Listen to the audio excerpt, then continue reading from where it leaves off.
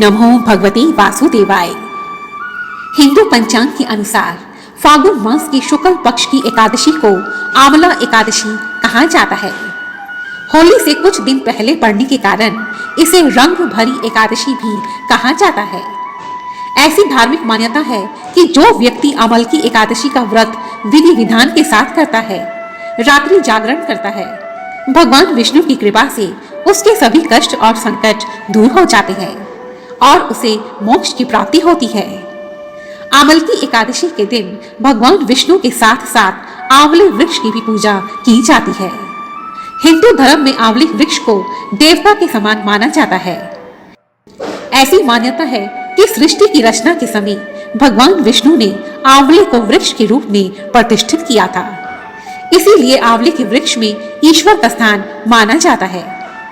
आंवल की एकादशी के दिन आंवले वृक्ष के नीचे बैठकर भगवान विष्णु का पूजन किया जाता है, एकादशी का व्रत किया जाता है और आंवल की एकादशी व्रत कथा का श्रवण किया जाता है। ऐसा करने से मनुष्य के समस्त पापों का शमन होता है। आइए अब हम सुनते हैं आंवल की एकादशी व्रत की पावन कथा। यदि आप मेरे चैनल पर नए हैं तो रेड कलर के बटन को प्रेस कर मेरे इस चैनल को सब्सक्राइब करें और साथ ही साथ बेल आइकन को भी जरूर दबाएं। एक समय मानधाता जी ने वशिष्ठ जी से कहा, हे गुरुदेव, यदि आप मुझ पर कृपा करें तो किसी ऐसे व्रत की कथा सुनाएं जिससे मेरा और इस जगत का कल्याण हो सके। यह सुनकर महर्षि वशिष्ठ जी ने कहा, हे राजन, सभी व्रतों में सबसे उत्तम और अंत में मोक्ष देने वाले आंवल की एकादशी व्रत का मैं वर्णन करता हूँ।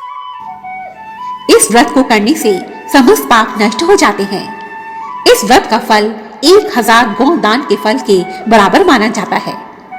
अब मैं आपसे इस व्रत की पुरानी कथा को कहता हूँ। हे राजन, तुम इस कथा को ध्यान पूर्वक श्रवण करो। कहीं पर एक वैदिश नाम का नगर होता था। उस नगर में ब्राह्मण, क्षत्रिय, वैश्य और शूद्र चारों वर्ण आनंद सहित रहते थे। उसी नगर में सदैव वेद ध्वनि गूंजा करती थी और वहां कोई भी पापी, दुराचारी तथा नास्तिक नहीं था। उसी नगर में चैत रथ नाम का एक चंद्रवंशी राजा राज्य करता था। वह अत्यंत ही विद्वान और धार्मिक स्वभाव का था। उस नगर में कोई भी व्यक्ति दरिद्र और कंजूस नहीं था। सभी नगरवासी विष्णु भक्त थे और सभी वृद्ध, स्त्री, पुरुष एकादशी का व्रत विधि विधान से किया करते थे। एक समय की बात है, फागुन मास के शुक्ल पक्ष की एकादशी का पावन दिन आया। उस दिन राजा, प्रजा और बाल वृद्ध सभी लोगों ने हर्षपूर्वक इस व्रत को किया। राजा अपनी प्रजा के साथ मंदिर में जाकर पूर्ण कुंभ स्थापित करके धूप, दीप, नैवेद्य, पंचरत्न इत्यादि से धात्री अर्थात आंवले वृक्ष की पूजा करने लगा और इस प्रकार स्तुति करने लगा, हे धात्री, तुम ब्रह्म स्वरूपा हो, तुम ब्रह्मा जी द्वारा उत्पन्न हुए हो और समस्त पापों का नाश करने वाले हो। तुम्हें नमस्कार हो। अब तुम मेरा अर्घ स्वीकार करो। हे धात्री, तुम तो भगवान श्री राम के द्वारा भी सम्मानित हो। मैं आपकी प्रार्थना करता हूँ, इसलिए आप मेरे समस्त पापों का शमन कीजिए। इस प्रकार राजा ने आंवले वृक्ष की और विष्णु भगवान की विधि विधान से पूजा की और सभी लोगों ने, पूरी प्रजा ने अपने राजा के साथ भगवान विष्णु की पूजा कर उस रात रात्रि जागरण किया। रात के समय वहां एक बहेलिया आया जो अत्यंत पापी और दुराचारी था। वह अपने कुटुंब का पालन जीव हत्या करके किया करता था। भूख और प्यास से अत्यंत व्याकुल वह बहेलिया इस रात्रि जागरण को देखने के लिए मंदिर के एक कोने में बैठ गया और विष्णु भगवान तथा एकादशी महात्म्य की कथा को सुनने लगा। इस प्रकार अन्य पुरुषों की भांति उस बहेलिये ने भी सारी रात जाग कर बिता दी। प्रातःकाल होते ही सभी लोग अपने घर चले गए और वह बहेलिया भी अपने घर चला गया। कुछ समय बीतने के पश्चात उस बहेलिये की मृत्यु हो गई, परंतु क्योंकि उस बहेलिये ने आंवल की व्रत का महात्म्य सुना था तो इस पुण्य के कारण अगले जन्म में उसने राजा विदुरथ के घर जन्म लिया और उसका नाम वसुरथ रखा गया। युवा होने पर वह चतुरंगनी सेना के सहित तथा धन धान्य से युक्त 10,000 गांव का पालन करने लगा। वह तेज में सूर्य के समान, कांति में चंद्रमा के समान, वीरता में भगवान विष्णु के समान और क्षमा में पृथ्वी के समान था। वह अत्यंत धार्मिक, सत्यवादी, कर्मवीर और विष्णु भक्त था। वह प्रजा का समान भाव से पालन करता था। दान देना उसका नित्य कर्तव्य था। एक दिन वह राजा शिकार खेलने के लिए किसी वन में गया।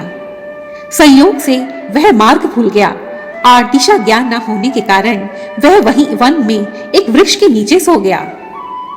थोड़ी ही देर के पश्चात कुछ पहाड़ी मलेच उसी वन में आए और राजा को अकेला देखकर मारो मारो ऐसा कहते हुए उस राजा की ओर दौड़े।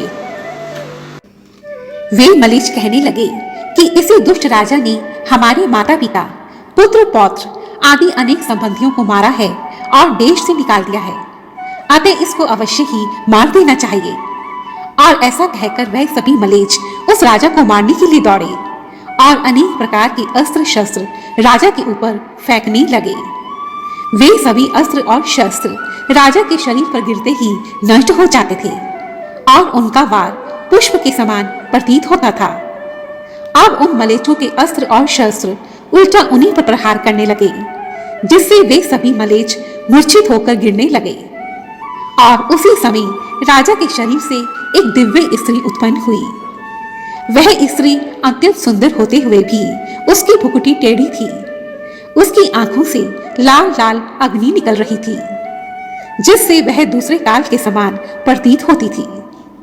वह स्त्री उन सभी मलेच्छों को मारने के लिए दौड़ी और थोड़ी ही देर में उसने सभी मलेच्छों को काल के गाल में पहुंचा दिया।